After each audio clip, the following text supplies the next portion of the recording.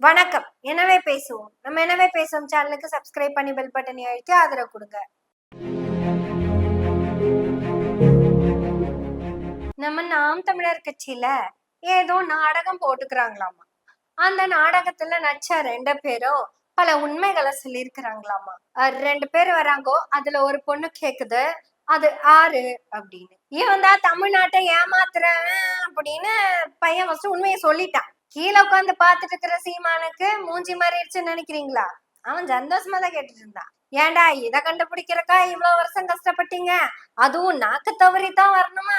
நான் தமிழ்நாட்டை ஏமாத்திட்டு இருக்கிறேங்கிறது உங்களுக்கு எல்லாம் முதல்ல தெரியாம போச்சா? தம்பி உடனே அடுத்தது திருத்துறாராம அத தமிழ்நாட்டை ஏமாத்திட்டு இருக்கிற திராவிடத்தை திருத்த வந்திருக்கிறாரு. ஆமா, இவர் யாரு அப்படின்னு அந்த பாப்பா கேட்டாங்கல்ல. யாரு தப்பியது? அதுக்கு பதில் சொன்னவரும் ஸ்ட்ரகிள் பண்ணி சொன்னார்ல. நம்ம அந்த எந்த ஸ்ட்ரகிளும் இல்லாம உண்மையை சொல்லிடுவோமா? நல்லா தெளிவா புரிஞ்சுக்கோங்க. இப்ப சொல்ல போற இந்த உண்மையையும் நாம சொல்லலைங்க. இந்த உண்மையை ஒட்டுமொத்தமா சொன்னது அந்த சாக்ஷாத் சொல்ற பையன் தான். அவன் சொன்னத அப்படியே நான் இப்ப திருப்பி சொல்ல போறேன். உங்களுக்கு இதுல ஏதாவது டவுட் இருந்தா அவனோட பழைய வீடியோக்கள் எல்லாம் உட்கார்ந்து பாருங்க. ஆமா, இவர் யாரு? இவராமா, இவரு அழகு குத்துறத தப்புன்னு சொல்லுவாரு. அடுத்த தடவை அதுதான் சரின்னு சொல்லுவாரு. நாள் அது மூட நம்பிக்கைன்னு சொல்லுவாரு. 2வது நாள் த டெஸ்ட் ஃபார் தி வீரம்னு சொல்லுவாரு. ஆமா, இவர் யாரு? இவராமா, இவர் யாருன்னா இவரு யாருன்னு நான் எப்படி சொல்றது? இவர் தாமா பெரியார் பேரன். ஒருவேளை பெரியார் உயிரோட இருந்தா இவரைத்தான் பேரன்னு டிக்ளேர் பண்ணிருப்பாங்க. அந்த ப்ராப்பர்ட்டி எல்லாம் இருக்குல்ல, அது எல்லாத்தையும் இவர் பேர்ல எழுதி வச்சிருப்பாங்க. இத இவர் உணர்ச்சி வசப்பட்டெல்லாம் பேசலமா. உசுருள்ள வரைக்கும் இதத்தான் பேசுவேன்னு உணர்ச்சி வசப்பட்டு பேசினாரு. ஆமா, இவரு யாரு? இவருதாமா மாபெரும் இயக்கத்துக்கு ஒண்ணுமே பண்ணாதப்ப, இவருதாமா போராளி குழுக்கள் போர் நடத்திக்கிட்டு இருந்தப்ப ஒண்ணுமே செய்யாதப்ப அந்த போராளி குழுக்கள் இவர எதுக்கு கூப்பிட்டாங்கன்னு அவங்களுக்கே தெரியாதப்ப இவர் போயிட்டு வந்திருக்கிறாரு. ஆமா, இவரு யாரு? இவருதாமா ஆமக்கறியவே அன்லிமிட்டடா சாப்பிட்டவரு. ஐயோ, ஆமக்கறிய லிமிட்டடா சாப்பிட்டாலே சாப்பிட முடியாது, அன்லிமிட்டடா சாப்பிட்டாரா? அவ்வளவுதானா? ஆமா, இவரு யாரு? இவருதாமா AK-74 இந்தியாலேயே சுட்ட ஒரே ஒரு ஆளு. ஆமா, அப்ப இவரு பயங்கரமான போராளியா? அப்ப இவரு மிகப்பெரிய வீரனா? எதற்குமே பயப்படாத மாபெரும் வீரனா? ஆமாமா, இவர் எதுக்குமே பயப்பட மாட்டார் மேடையில பேசும்போது.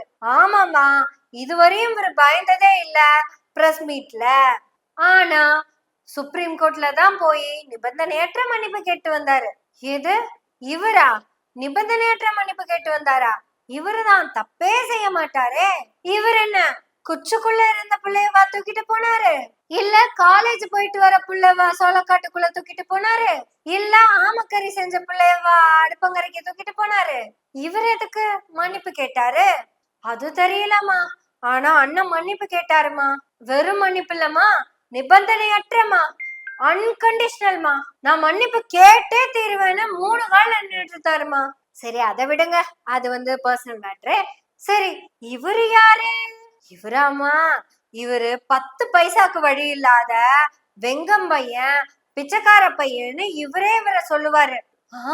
இவ்வளவு கொள்கை வீரனா? இப்ப 10 காசு கிடைச்சிருச்சா அவருக்கு? தெரியலமா. ஆனா ஃபார்ச்சூன்காரவே சும்மாவே வச்சிருக்காருமா.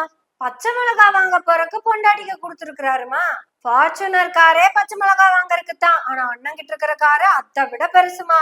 காசுல பெருசு. ஓ, இவ்வளவு பணத்தையும் அவரு நேர்மையான வழியில உழைச்சு சம்பாதிச்சாரா? எனக்கு தெரியலம்மா. ஆனா அண்ணன் ஊழலுக்கு எதிரானவருமா. வேணும்னா அண்ணனோட அந்த உண்மைத்தன்மைக்கு நான் ஒரு எக்ஸாம்பிள் சொல்லட்டுமா? விக்னேஷ்னு ஒருத்தர் தீக்குளிச்சு இறந்துடுறாரு. அவரு குடும்பத்துக்கு ஹெல்ப் பண்ணுங்கன்னு எல்லாரும் பணம் அனுப்புறாங்க. எல்லா பணமும் பேங்க்குக்கு வந்திருக்கும், சில பணங்கள் காசா வந்திருக்கும். அவ்வளவுதான். காசா வந்த பணத்தை எல்லாம் கொண்டு போய் பேங்க்ல போடலாம், முடிஞ்சு போச்சு. இவரு என்ன பண்ணாருன்னு தெரியல. திடீர்னு ஒரு நாள் நவம்பர் 8ஆம் தேதி நைட்டு அந்த காசெல்லாம் லாஸ் ஆயிருச்சு. எதனால லாஸ் ஆச்சுன்னு தெரியலங்க. அந்த நவம்பர் 8ஆம் தேதி ஸ்கீம் இருக்குல்லமா, அது கள்ள பணத்தை ஒழிக்கிற ஸ்கீமுமா. கிட்டத்தட்ட 96% ஆஃப் பணம் திரும்பி வந்துருச்சு. இன்னும் ஒரு 4% மட்டும்தான் திரும்பி வரல. அதுல அண்ணன் கலெக்ஷன் பண்ண பணம் இருக்குமோ என்னமோ. அது சரி, அப்புறம் அண்ணன் என்னதான் பண்ணுவாரு இந்தியாவே லாஸ்ல இருக்கிறப்ப? அது சரி, இவரு யாரு? இவராமா, ஒரு கட்சினா எல்லாரும் ஜெயிக்கிறதுக்காக தானே எலெக்ஷன்ல நிப்பாங்க. ஆனா இவருக்கு அந்த எண்ணமே கிடையாது. ஓட்ட பிரி நோட்ட வாங்கு. அப்ப அந்த கட்சிக்காக நின்ன கேண்டிடேட் எல்லாம் யாரு, என்ன நாங்கன்னு கேக்குறீங்களா? எல்லாருமே டம்மி வேட்பாளர்கள்மா. எலெக்ஷன் கேம்பெயின்லாம் பண்ண வேண்டியது இல்ல. கலெக்ஷனுக்காக சும்மா ஒரு ரவுண்டு போயிட்டு வந்து வீட்டுல படுத்துக்க வேண்டியதான்.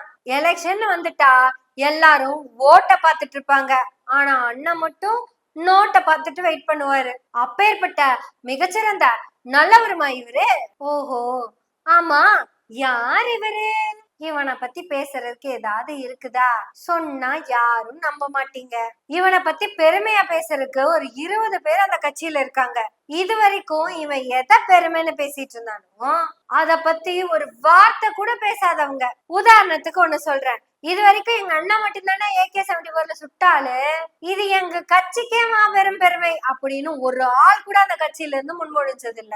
ஏண்டா, இந்த 12 வருஷமா இந்த ஆளை பத்தி பெருமைன்னு பேசிக்கிட்டு இருந்த ஒரு ஆள் கூடயா இந்த ஆளோட இந்த விஷயத்த பத்தி எல்லாம் பேசல? அது எப்படிடா, ஒருத்தன் கூடவா இவன் சொன்ன போய் நம்பல? அப்பேற்பட்ட கேப் மாதிரியாடா இவரு? ஆமா, இவரு யார் அப்படின்னு நான் கேட்கல, நானே சொல்றேன் விடு. 16 வருஷமா இவன் பேசின பேச்ச அவன் கட்சிக்காரன் ஒருத்தன் கூட இப்ப வரைக்கும் மதிக்காம, தப்பா சொல்லிட்டான், ஒருத்தன் கூட இப்ப வரைக்கும் நம்பினது இல்ல. சாமி இல்லைன்னு சொல்றவன் இல்லைன்னு பேசுறாங்க, இருக்குன்னு சொல்றவன் இருக்குன்னு பேசுறான். ரெண்டு பேத்துக்கும் என்ன நம்பிக்கைன்னு தெரியாது. இல்லைன்னு சொல்றவன் முழுசா நம்புறான், இருக்குன்னு சொல்றவன் முழுசா நம்புறான். ஆனா ஒருத்த 16 வருஷமா நான் சுட்டேன்னு சொல்லிக்கிட்டே இருக்கிறான். கூட இருக்கிற ஒருத்தனுமே அதை நம்ப மாட்டேங்கிறாங்க. ஒருத்தனுமே நம்பாதப்ப எதுக்குடா கூட இருக்கீங்கன்னு கேட்டா அதுக்கும் பதில சொல்ல மாட்டேங்கிறாங்க.